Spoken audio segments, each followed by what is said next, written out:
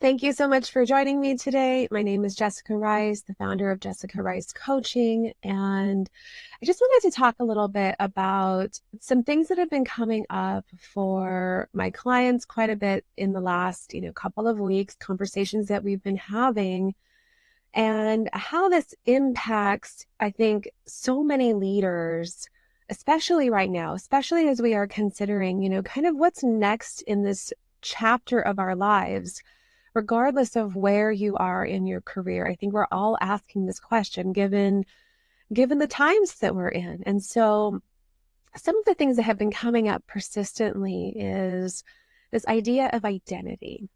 What is our identity as a leader? And oftentimes when I'm talking to a client about what that next step is, that next chapter, what it is that they're looking to push forward on, I think especially as high achievers, we can start to attach our identity to so many different facets of our lives and things that we find valuable. And so in that process, we struggle to know how to move past what we have attached our identity to.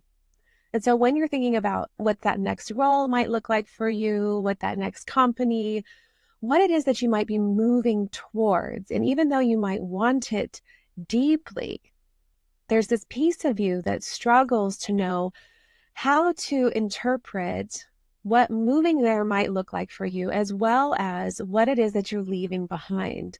And when we have poured so much of ourselves into the work that we do and facing some of those challenges that we've faced, no matter how many years you've been in the role. And I think the longer that you've been in a specific role or with a specific company, the more challenging this can be, is essentially to detach yourself, your identity from that specific role.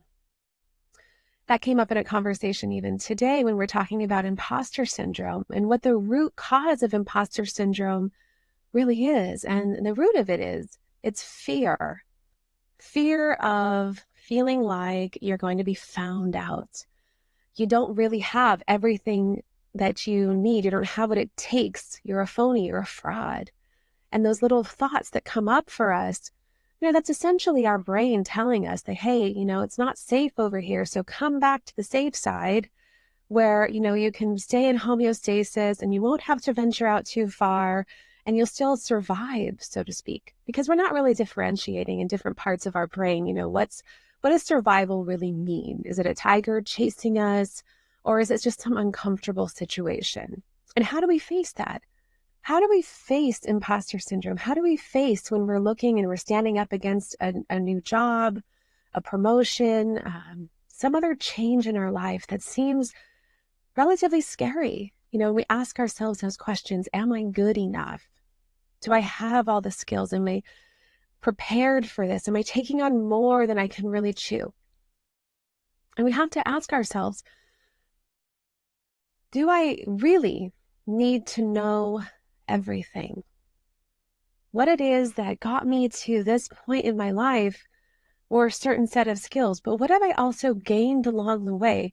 What have I learned in the process? Who am I now as opposed to who I was 6 months ago, a year ago, 5 years ago?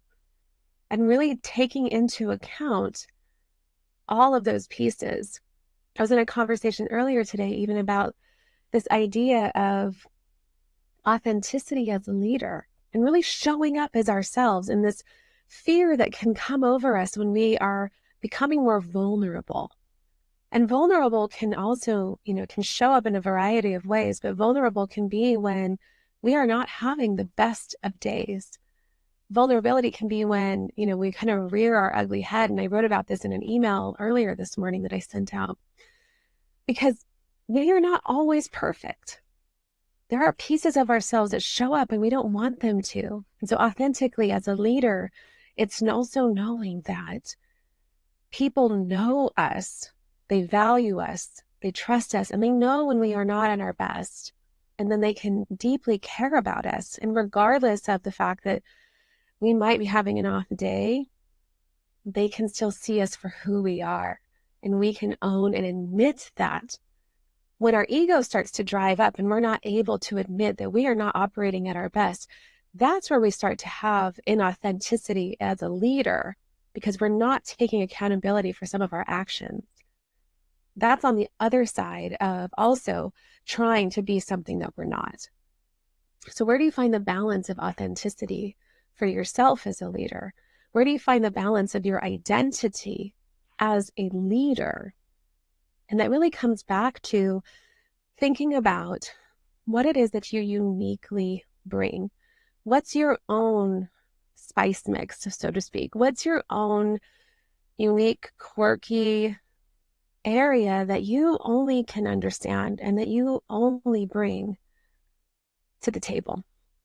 And how is that derived? It's derived from your unique experiences in your life, things that cannot be replicated. They might come close, they will never be fully replicated. The skills that you bring, the expertise that you bring, the relationships that you bring, and knowing in yourself that you are valued and you have value and that you bring value to whatever it is that you're doing. I had 2 clients ask me this week, how is it that we can see leaders transition from, one vertical or one industry to another, and they don't have all of the expertise within that domain? How do they help their teams to, kind of move away the obstacles so that the teams can do what they need to do and that they can relay the information to the executives of the organization and what it is that they need to be successful? Leaders don't necessarily have to have all of the domain expertise in order to lead effectively. And in fact, the more that they can lean into curiosity, and I think I spoke about this last week, the greater the ability to develop trust and compassion and empathy that's required of leaders in today's field and market, right?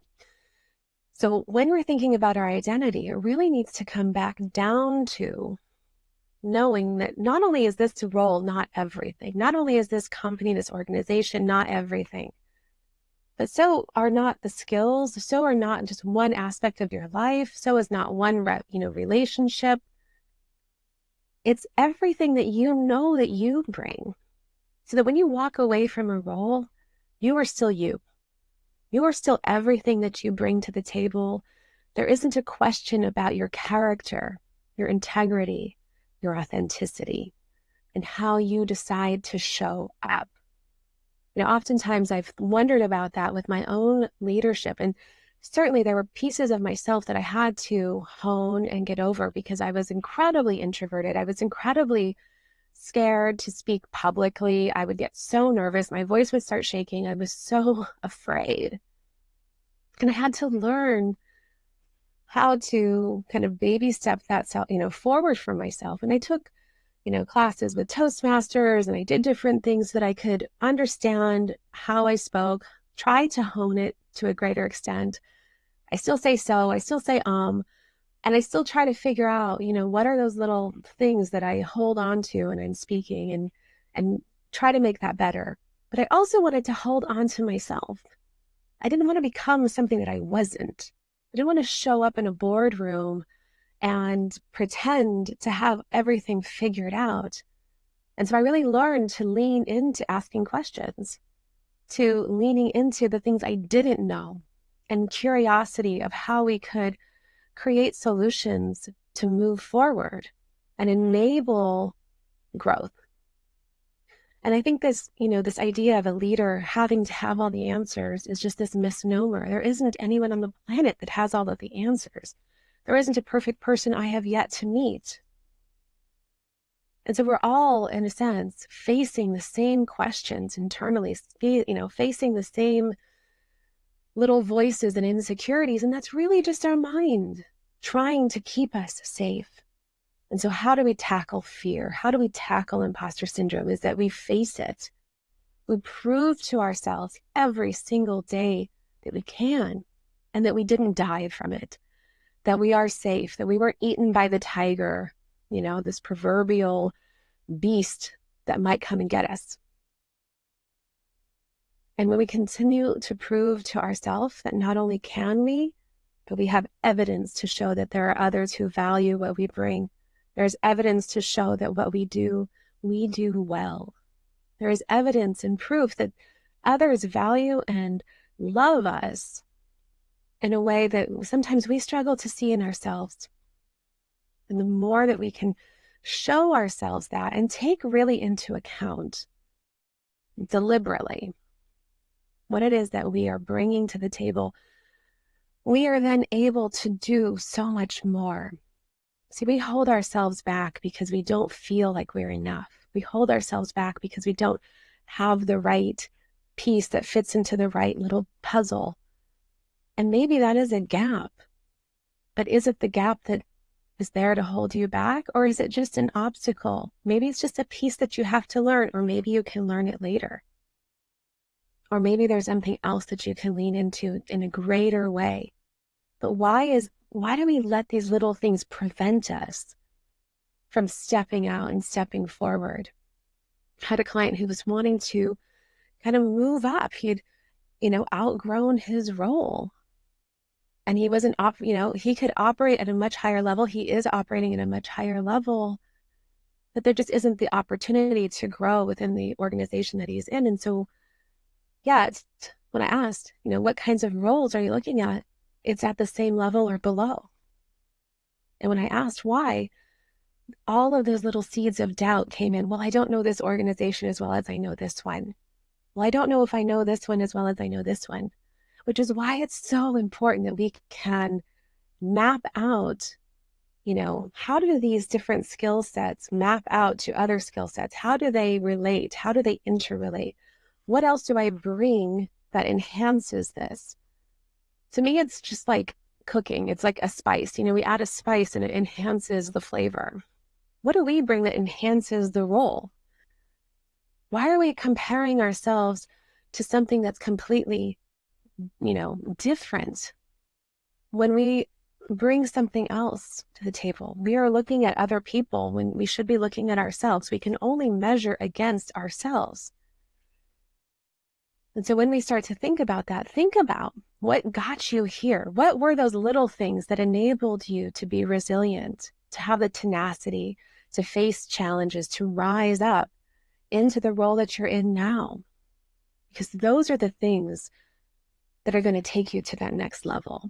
It's not always just the little skills and I don't know this and I don't have this and I don't have the domain knowledge that I once had, and industry has changed so much. Sure, it's important to stay on top of those things and have the ability to learn and communicate with the people that you're going to be leaning into, so you can develop that rapport and that trust, that you can know if this is a sound decision that you're moving forward into. But that doesn't mean that you are going to be doing the job that they are doing. And likewise, they're not going to be doing the job that you're doing and that they need you to be able to do. So lean into the things that you learned as you were growing, because those are a very specific set of skills that can't be taught in a book. Leadership is not something, we can tell you about communication. We can talk to you about empathy. We can talk to you about negotiation, influencing, managing up. There's a million different strategies that we can talk about in leadership. But ultimately, these are the self-discovery of you, how you uniquely bring your flavor of experience and expertise into the roles that you now traverse. When you're thinking about, is that the next role? What's the next chapter? What do I want to move into? What do I want to start? What do I want to lean into more in my life? What have I not tried that I'm curious about? Really have a plan and think about how you can approach it systematically, logically, knowing that, okay, I do have these different things that I bring to myself and to the table. My identity isn't solely wrapped up in this one role or the approval of this individual. It's so much more. And as my client lovingly said today, and then when I come home, I still have the people in my life who love and care for me, regardless of all of that other stuff. Which isn't that so true sometimes?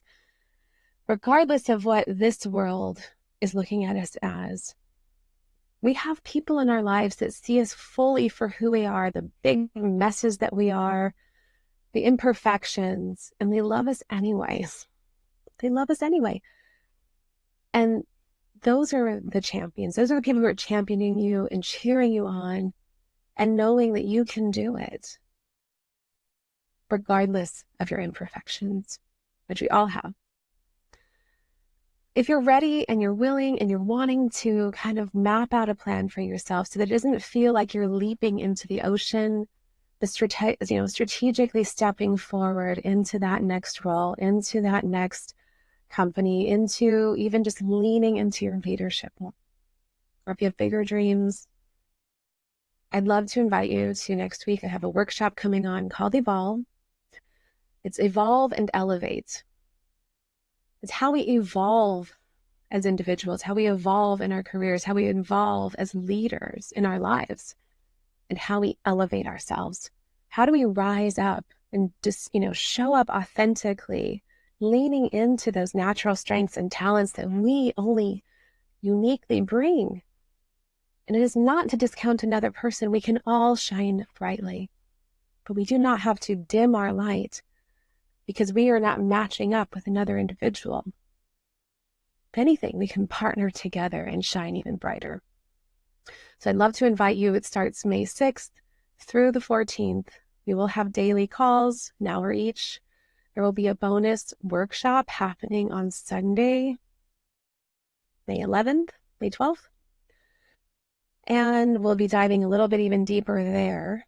So you're not going to want to miss that, and really how you map out a strategy for yourself so that you are walking forward into that next chapter of your life, whether that's happening in a month, 3 months, a year, 2 years. The time frame you set, but the strategy is what we're going to be talking about, along with the mindset, along with the things that hold us and keep us back, along with the neuroscience behind success and tackling those fears and creating habits that enable us to propel forward. So I'd love for you to join. If you can't attend every day, that's okay. There will be recordings. And then I will also be sending out additional resources and materials to help you feel like you can walk forward and be successful and with ease. I didn't jump into a new career right away. It took some planning. It took some time. It took some strategy. And I had to do it while I was, in my present role at the time. And so it is possible. It's just a matter of how you distribute yourself and how you plan it out and how you make it happen for yourself. But oftentimes the biggest obstacle to making that first step is us. It's how we view ourselves. It's how we think about ourselves. It's what we've wrapped ourselves up into. And how do we see ourselves differently from a new light, a new lens? I'll put the link in the comments below so that you can register. Love to have you. We're going to be talking deeply about how do you map out a strategy for your life, for your career, for your legacy. So I hope to see you there. Thanks for joining me today, and I'll look forward to talking to you next week. Bye.